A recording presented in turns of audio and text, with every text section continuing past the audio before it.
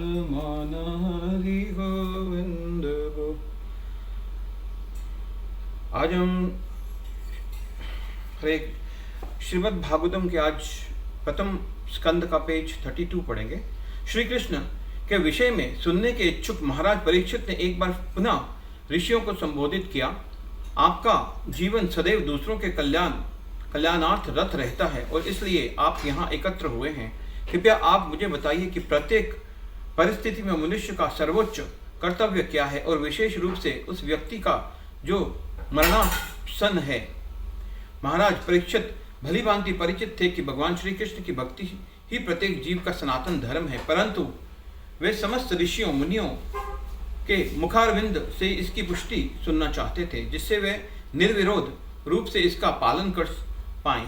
जिस प्रकार विभिन्न चिकित्सक एक ही रोग का विभिन्न दृष्टिकोणों से रोग निर्णय करते हैं, उस सभा में ऐसा प्रतीत हुआ कि महाराज परीक्षित के प्रश्न को लेकर ऋषि मुनियों के भिन्न भिन्न मत थे। जब वे सब आपस में विचार विमर्श कर ही रहे थे कि भगवान श्री कृष्ण की इच्छा से वहां श्री सुखदेव गोस्वामी का आगमन हुआ। सुखदेव गोस्वामी के पिता श्री व्यासदेव जानते थे कि सुखदेव जन्म लेते ही घर से चले जाएंगे, इसलिए उन्होंने गर्भावस्था के दौरान ही उन्हें श्रीमद् भागवतम का उपदेश दे दिया था।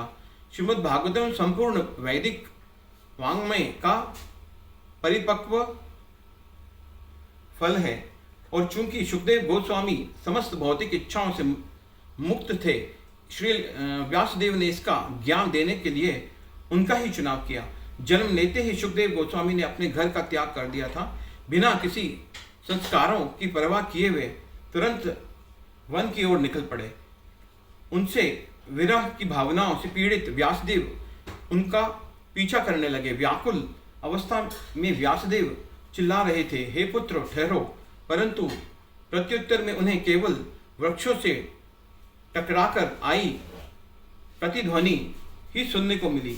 इस दौरान जब सुखदेव गोस्वामी का एक सरोवर से गुजरे तो वहां स्नान कर रही युवतियों ने स्वयं को ढकने की परवाह नहीं की, जबकि वे सब स्त्रियां और सुखदेव गोस्वामी दोनों निर्वस्त्र थे। परंतु जब श्री व्यासदेव वहां से गुजरे तो युवतियों ने तुरंत स्वयं को वस्त्रों से ढक लिया।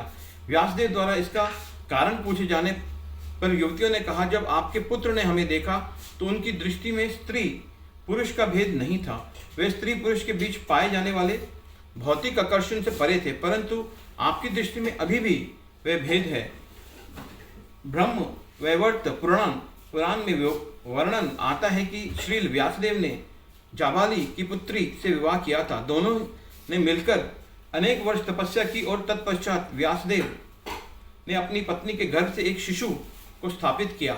वह बालक 12 वर्षों तक अपनी माता के गर्भ से बाहर नहीं आया। जब व्यासदेव ने उस शिशु से बाहर आने के लिए बारंबार याचना की तो उस पर शिशु ने कहा कि वह माया के प्रभाव से पूरी तरह मुक्त होने पर ही बाहर आएगा। श्री व्यासदेव ने अपने पुत्र को इसका पूरा आश्वासन दिया, परंतु चूंकि व्यासदेव अभी तक अपनी पत्नी एवं बच्चों से आसक्त थे, बालक को उनके शब्दों पर विश्वास नहीं हुआ।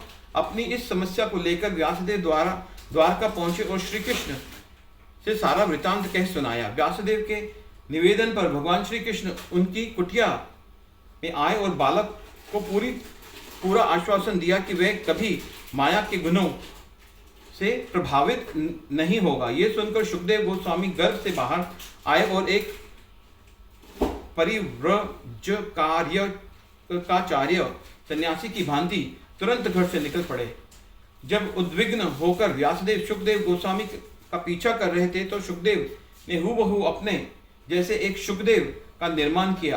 आगे चलकर वे सुखदेव गृहस्थ बने और उनकी पुत्री कृतवी ने भरतवंशी महाराज नीब से विवाह किया। हरे कृष्णा कृष्ण।